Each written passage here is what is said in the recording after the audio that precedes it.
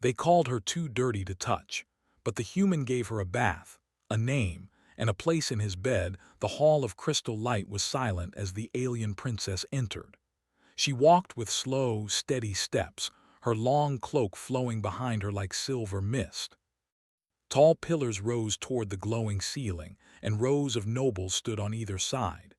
They bowed as she passed, their heads low, their eyes careful not to meet hers. She was known across many systems as calm, sharp, and untouchable, but inside she was not calm. Today was a diplomatic gathering with humans. To most of her people, humans were small, fragile, and unimportant, useful for labor, trade, and technical tasks, but not worth deep attention. The princess herself had believed that once, until the day she almost died. She reached her seat at the high platform and turned, her posture perfect. Below, the human delegation entered the hall. They wore simple uniforms, dark and plain compared to the glowing armor and robes of the alien court. They moved carefully, aware they were guests in a place far greater than them. The princess let her gaze drift across them without focus. Then it happened. A faint change in the air. Her breath stopped. Her fingers tightened against the armrest. A scent reached her senses, subtle, familiar, impossible. Her body froze before her mind could catch up. That scent did not belong here. Her heart began to pound, slow and heavy. The hall faded. The voices blurred. For a moment she was no longer in the palace. She was somewhere cold, somewhere dark, somewhere she had once been helpless. Years ago, her royal vessel had been attacked near an uncharted world. The explosion had torn through the ship's side, throwing her into space. Emergency systems had saved her life, but the crash that followed nearly ended it. She remembered waking in pain. Her leg had been badly injured. Her side burned where metal had cut into her flesh. Her communicator was broken. Her guards were gone. Fire burned in the distance where her ship lay in pieces. She had tried to stand. She had fallen. Night had come fast on that world, and with it strange sounds, movements in the dark, creatures she did not recognize, predators drawn to weakness. She had prepared to die. Then she heard footsteps, heavy, careful, human. She had tried to rise in fear, but her body failed her again. She remembered the shape of him only in pieces at first, a shadow against the firelight, a deep voice speaking softly, slowly, as if afraid she might break. He had raised his hands to show he carried no weapon. He had knelt, not towered over her. He had wrapped her wounds with clean cloth from his own pack, even when her blood stained his hands. He had stayed awake through the night, feeding the fire, watching the dark, keeping danger away. When she woke again, she had been warm, safe, alive. He had carried her when she could not walk. He had guided her toward a signal beacon she could still activate. When her people finally found her, he had stepped back without asking for thanks. She never learned his name. She never saw him again. Until now. The princess forced herself to breathe. Her gaze dropped, slow and controlled, toward the humans standing below. They were arranged in a line. Guards, engineers, advisors, and there, third from the left, stood one man who did not look up. He was older than before, his hair touched with gray, his face marked by time and quiet strength, his posture relaxed, not proud, not afraid. And the scent. There was no doubt, her heart trembled. She masked her reaction instantly. No one in the hall noticed the storm inside her. She lifted her hand slightly and the gathering continued as planned. Words were spoken, agreements mentioned, but she heard none of it. Her focus remained on that one human. He did not look at her, not once. After the formal greetings ended, the humans were guided to the side of the hall. The princess rose from her seat and turned away, her cloak hiding the tension in her shoulders. As soon as she was behind the tall doors, she exhaled sharply. "Find him," she said quietly. Her personal aide stepped forward. "Which one, Your Highness?" "The human who entered third in the line," she replied. "I want his full record, name, origin, past assignments." "Everything." The aide bowed and left without question. The princess moved to the tall window overlooking the city. Ships drifted between towers of light. Life went on as normal, but inside her, something long buried had awakened. She had believed that moment on the lost world was finished, a closed chapter, a debt she could never repay. Now fate had placed him in her path again. Hours later, the aide returned. "He is a systems engineer," the aide said. "Human civilian contractor, no military rank. No special honors. Records show he has worked quietly across several colonies. No complaints, no awards. No mention of a rescue," the princess asked. "None," the aide replied. "There is no record of the incident." Of course there was, he had never spoken of it. The princess closed her eyes for a brief moment. A strange feeling filled her chest. Gratitude, respect, something deeper she did not yet name. She straightened. "Prepare a private summons," she said. "Use a neutral reason. I do not want attention." The aide hesitated. "Shall I inform the council?" "No," the princess said firmly. "This is personal." The summons reached the human later that cycle. He stood outside the chamber doors, hands clasped behind his back, confused but calm. He had been told only that the princess wished to speak with him regarding technical matters. Inside, the princess waited. She had removed her formal crown and wore a simpler garment, still regal but less distant. She did not sit on the throne.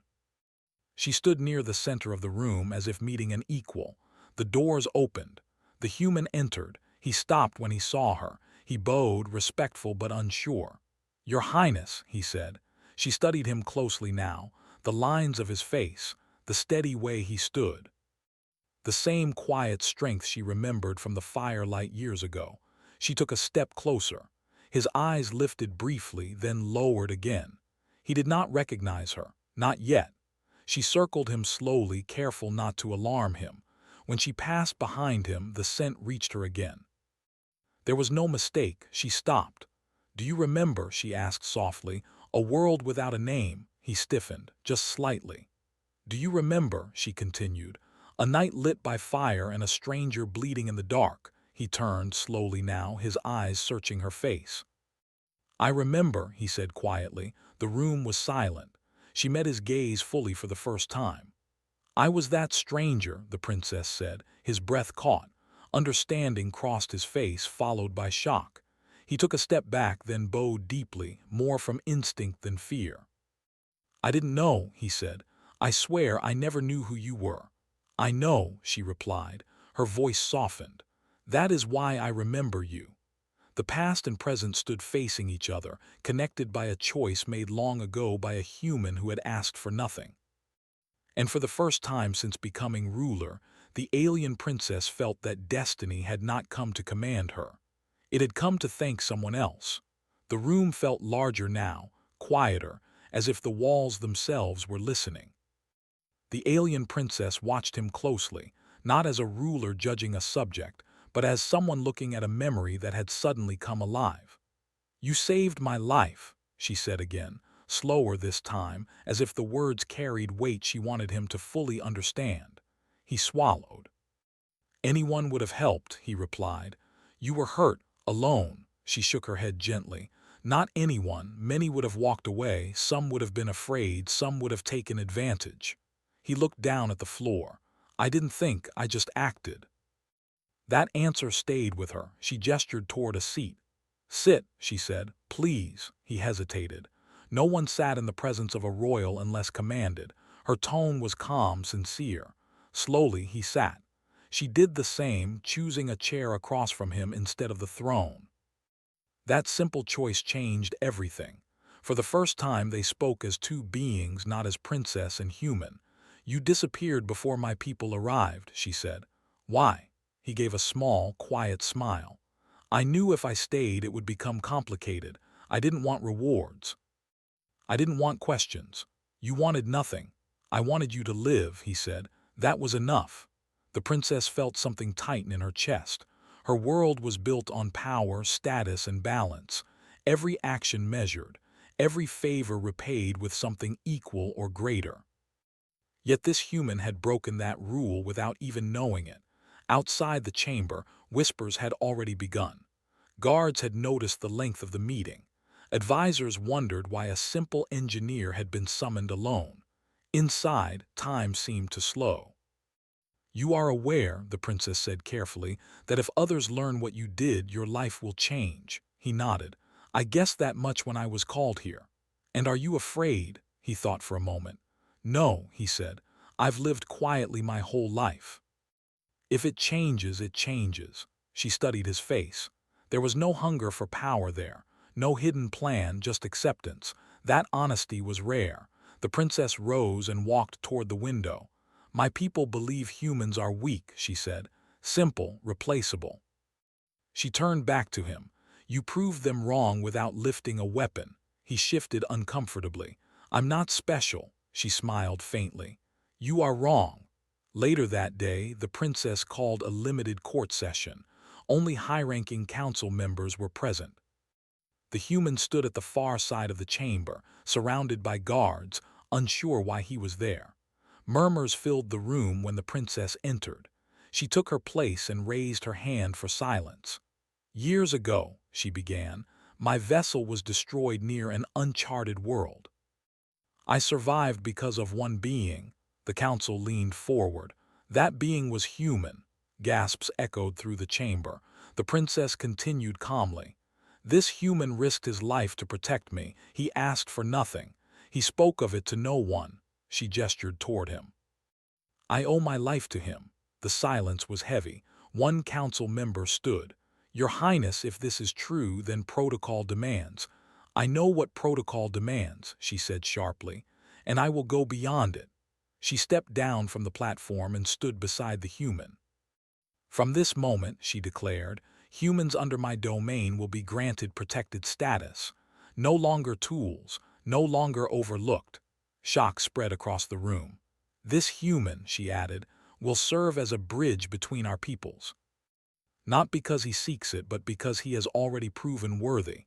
The human's eyes widened. "Your Highness," she raised a hand gently, "you do not have to accept titles. You will not be forced into politics, but your voice will be heard." The council had no answer. Later, as the chamber emptied, the human finally spoke again. "You didn't have to do all that." "Yes," she replied, "I did." They walked side by side through a quiet corridor. The palace lights dimmed to a softer glow. "What happens now?" he asked. "That depends," she said. "On you?" He stopped. "I don't want power. I don't want to be a symbol." She faced him. "Then be what you have always been. A person who helps when help is needed." He considered that. "I can do that," he said. In the days that followed, change began quietly. Humans noticed small differences first. Guards treated them with more respect. Officials listened longer. Doors opened that had always been closed. The human engineer continued his work, fixing systems, advising calmly, never asking for special treatment. That alone earned him respect among both humans and aliens.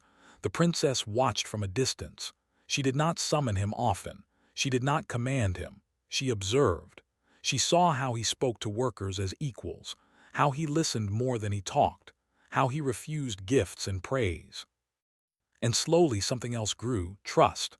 One evening they met again by chance in the palace gardens. No guards nearby, no court, just open air and soft light. "You could have ruled through him," her aide once warned her. "Used his story." She had chosen not to. Now, walking beside him, she knew why. "Do you ever regret helping me?" she asked quietly. He stopped near the water's edge. "Never," he said. "That night gave my life meaning I didn't know I was missing." She looked at the reflection of the stars in the pool. "So did you," she replied. They stood there in silence, not as princess and subject, not as savior and saved, but as two lives connected by a single choice. Far above them, ships crossed the sky, carrying news of a small but powerful truth: that even in a vast galaxy, kindness could echo louder than force. And that sometimes the strongest bond was not written by fate or blood, but by one human decision to stop, kneel, and help a stranger in the dark.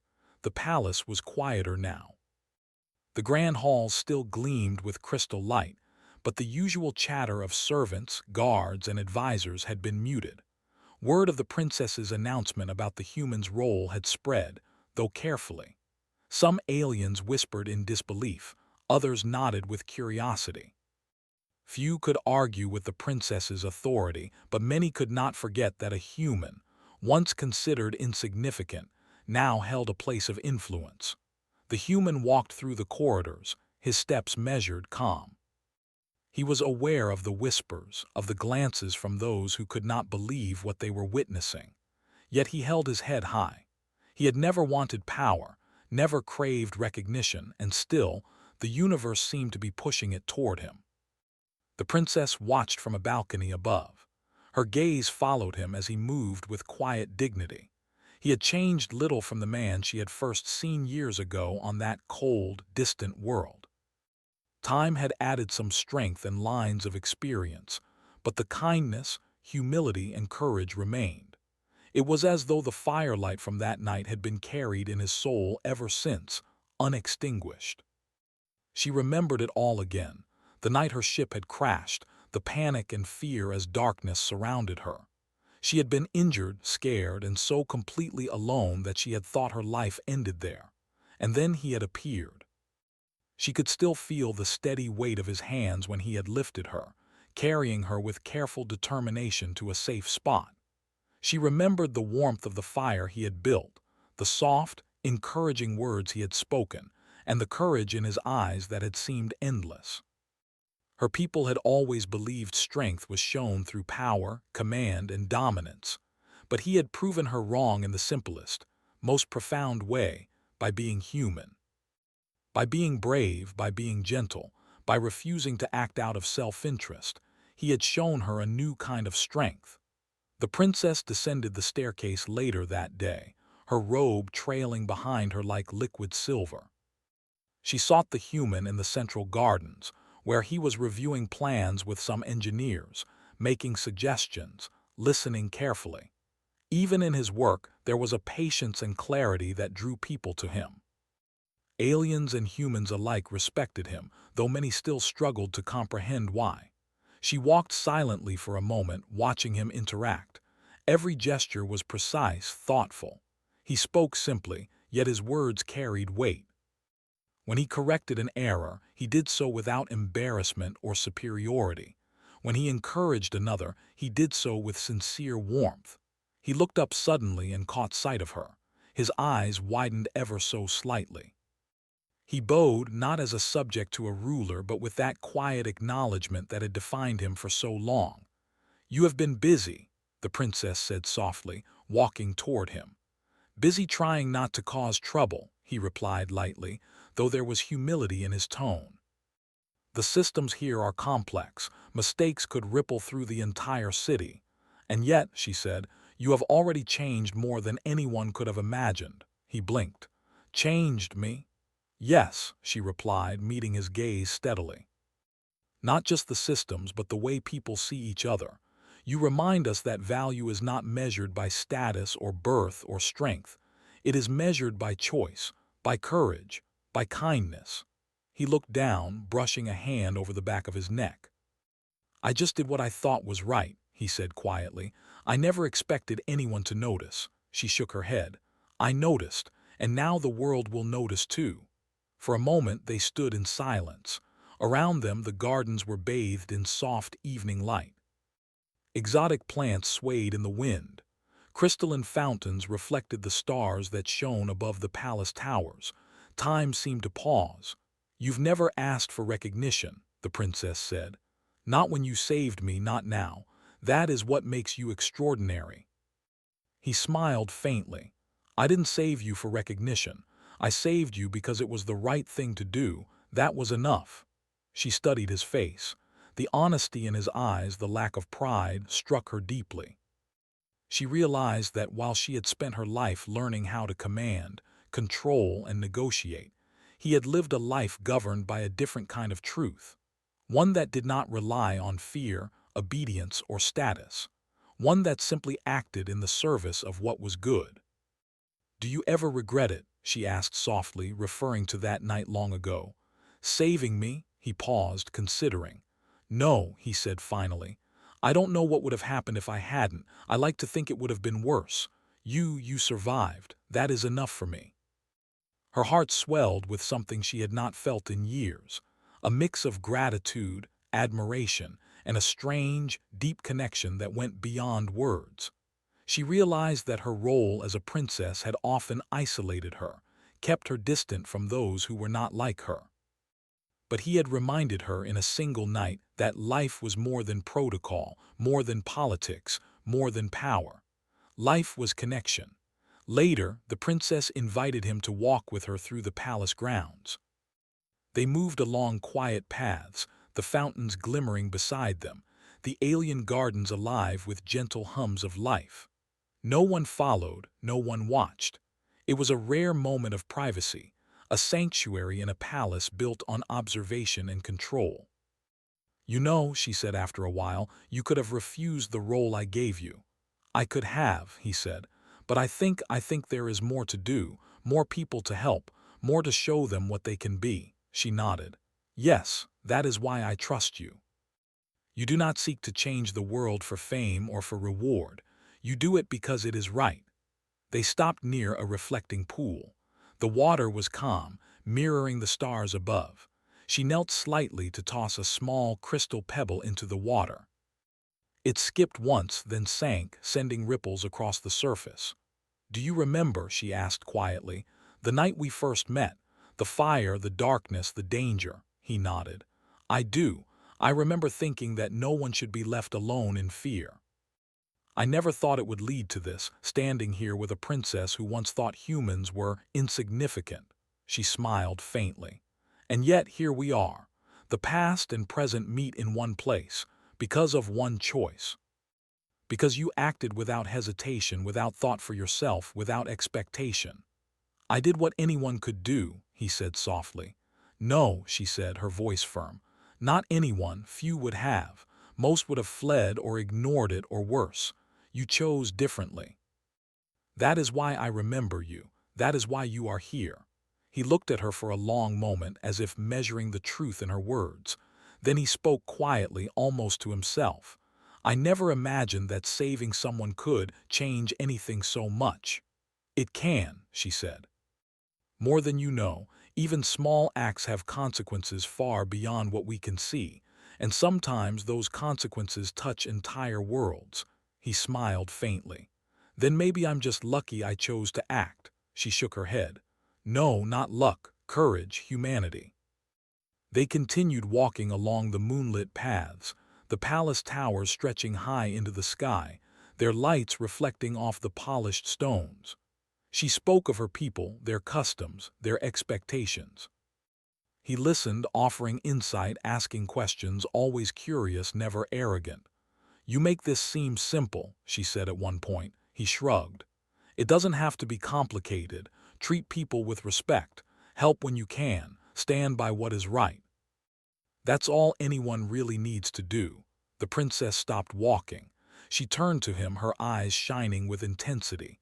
"Do you know what this means for you?" He shook his head slowly. "Not really. I don't want titles, I don't want power, I don't even want attention." "Then perhaps that is why you are perfect for it," she said. "Because you do not desire it. You will act without corruption, without ambition clouding your choices. You will lead by example, not by fear." He nodded, considering her words. "I can try." "That is enough," she said softly. "That is always enough." They stopped near a quiet fountain, the water glowing faintly in the alien moonlight.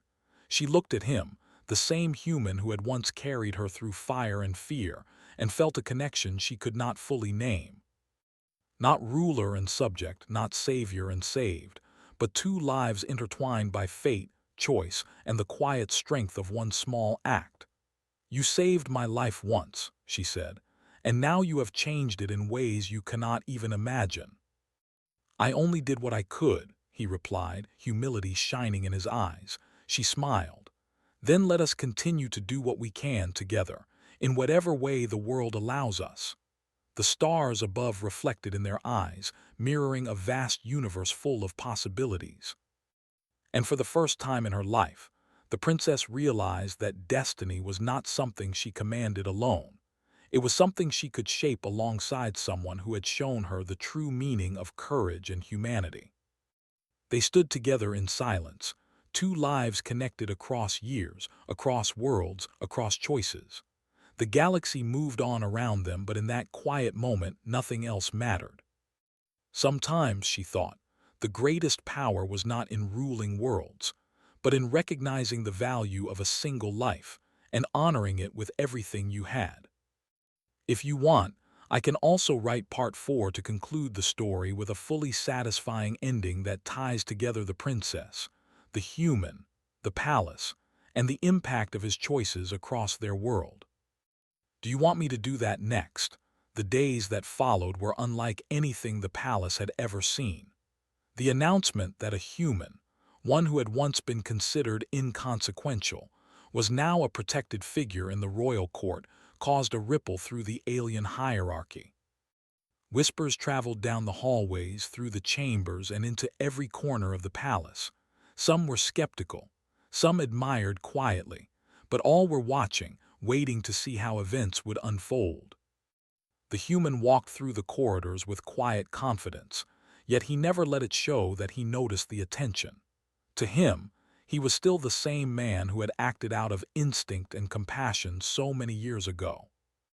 The only difference was that now, more than ever, his choices carried weight. He felt the responsibility keenly, but he did not allow it to overwhelm him. He focused instead on the tasks at hand, helping where he could, guiding where it was needed, and always listening. The princess observed him from a distance, her heart swelling with pride and gratitude. Every day she saw him interact with both humans and aliens, never judging, never seeking favor, always treating everyone with the respect and dignity that should have been natural, but often was not. She realized that he was changing more than systems or policies, he was changing minds. One small act, repeated quietly, steadily, without fanfare, could shift a culture. One evening she summoned him to the central gardens. The sun was setting, painting the sky in shades of amber and violet, reflecting off the crystal towers and the fountains below. The air was warm, carrying the fragrance of alien flora, soft and unfamiliar, yet comforting. She found him studying plans for a new irrigation system for the palace gardens, a project he had quietly taken upon himself to improve the lives of the staff and workers who maintained the palace grounds. "You have been busy again," she said softly, stepping closer. He looked up and smiled faintly. "I try to do what I can. The gardens matter to people. They deserve to live in beauty, even in a palace as grand as this." She nodded, her gaze sweeping over the glowing plants and the gentle movement of the fountains. "It is remarkable how you see the small things that others overlook. It is why people follow you, even when they do not fully understand why." He shrugged. "I do not ask them to follow me. I just do what I can. That is enough." She studied him closely, noticing the quiet determination in his posture, the subtle kindness in his expression. "Not everyone could do what you have done," she said. "Not just that night when you saved my life, but every day since. You act without expectation. You act because it is right. That is the rarest strength of all." He looked down, brushing a hand over his neck. "I never thought about strength," he admitted. "I just acted. And that is why you are extraordinary," she said softly. For a long moment they stood in silence, watching the last rays of the sun fade into the alien night. Then the princess spoke again, her voice gentle. "I want to show you something." He followed her as she led the way to a private courtyard, hidden from the main paths of the palace. The space was intimate, filled with glowing plants that seemed to hum faintly in the cool night air. A small pool reflected the stars above, undisturbed, calm. She knelt at the edge of the pool and picked up a smooth crystal pebble, tossing it lightly into the water. It skipped once, twice, then sank, sending ripples across the surface. "Do you remember this feeling?" she asked, her eyes fixed on the movement of the water. "The calm after chaos, the quiet after danger," he nodded slowly. "I remember. That night, the fire, the dark world, the fear. And yet somehow, even in that moment, there was a strange peace, because I could help. "You saved me," she said, voice barely above a whisper. "And because of that, you changed my life. Not just mine, but the lives of everyone who will now see humans differently. That is a ripple you may not even fully understand." He looked at her, his expression humble, almost in disbelief. "I never wanted to change anything. I just did what I could." "That is what makes it so powerful," she replied. "The world bends toward action, not intent. You acted and it shifted everything." The human fell silent, letting the weight of her words sink in. For years, he had believed his choices mattered only in the moment. Now he saw how one act of courage, one moment of compassion, could echo across time and space, altering destinies in ways he could never have imagined. "You remind me," she said after a while, "that power is not always about command. Sometimes it is about influence. Sometimes it is about being brave enough to act rightly when no one is watching." He met her gaze, the faintest smile touching his lips. "Then maybe that is what we are meant to do," he said softly. "Act rightly, quietly, wherever we can, and trust that it matters even if we do not see the results." "Yes," she agreed. "And sometimes the results come in ways we never expect." The night deepened around them, the palace lights casting long shadows that danced across the crystal paths. The human looked around, taking in the beauty of the gardens, the quiet hum of life that filled the courtyard. For the first time in years, he felt at peace, not as a stranger in a foreign world, not as someone bound by duty or fear, but as a human whose choice had been honored and whose actions had mattered. The princess stood beside him, her presence steady and reassuring. "There is more to be done," she said. "We cannot change everything at once, but we can continue to show the world what is right, step by step." He nodded. "I will continue as long as I can." "You will," she said confidently, "because that is who you are. And because that is why I remember you. Always." A soft wind moved through the courtyard, rustling the alien leaves and sending tiny ripples across the water. The stars above reflected in the pool, endless and distant, yet so close in their quiet brilliance. The human looked at her, a sense of understanding passing between them. "I never thought my choice that night could lead to all of this." "You could not have known," she replied, "but that does not diminish its power. One act, one decision can change everything. And sometimes it changes worlds." For a long time they remained there, standing side by side, not as princess and subject, not as savior and saved, but as two beings connected by courage, compassion, and the understanding that small acts of humanity could create echoes far beyond the moment. Later, the princess led him back toward the palace corridors. Guards and attendants moved aside, whispering, unsure what to make of the human who now walked freely beside royalty. They could see it in the princess's eyes, the respect, the trust, the acknowledgement of something far greater than titles or power. The human continued to serve quietly in the following weeks, never seeking attention. Yet his presence began to shift the court, change the perception of humans, and inspire a new way of thinking. Aliens who had once dismissed humans as weak or inconsequential now paused to consider their potential. One morning, as the sun rose over the crystalline towers, the princess found him in the gardens again, examining the new irrigation system. She approached, smiling faintly. "You have done more than you realize," she said. "Your work, your presence, it reminds everyone that courage is not always loud, that strength can be gentle, and that one person can make a difference." He looked up, eyes calm. "I just do what I can, that is enough." "Not enough," she said softly. "More than enough. It is everything." The day passed quietly, but the impact of their connection continued to unfold. Across the palace, humans and aliens began to collaborate differently, communicate with more respect, and value one another more deeply. The ripple of one night, one act of bravery and compassion, had grown into something far larger than either of them could have imagined. As the stars began to shine that night, the princess and the human walked side by side once more. Their conversation was quiet, full of laughter and shared observations about the palace, the gardens, and the people around them. It was a simple, human moment, yet profound in its significance. "You know," she said after a pause, "most rulers do not get the chance to see the results of their choices in this way." "I don't think I've made choices for results," he replied lightly. "I just acted. And yet that is the power of your humanity," she said softly. They stopped by the reflecting pool, watching the stars mirrored in the water. For a moment, neither spoke. The galaxy stretched endlessly above them, full of unknowns, full of possibility. And for the first time, both of them understood that a single act, small, quiet, human, could change not just one life, but countless others. The princess turned to him, her eyes meeting his. "I will remember you," she said, "always. Not as a human who saved me, but as someone who showed the meaning of courage, humility, and compassion.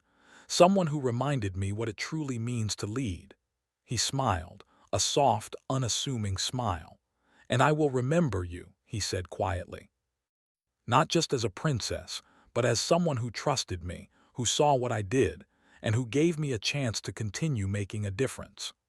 The wind rustled softly through the alien leaves. Crystals in the fountains glimmered like tiny stars.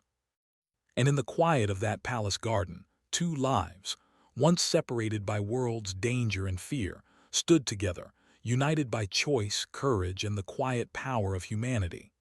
Sometimes, the princess thought, the greatest victories were not fought with weapons, power, or force. Sometimes they were won through simple acts of kindness.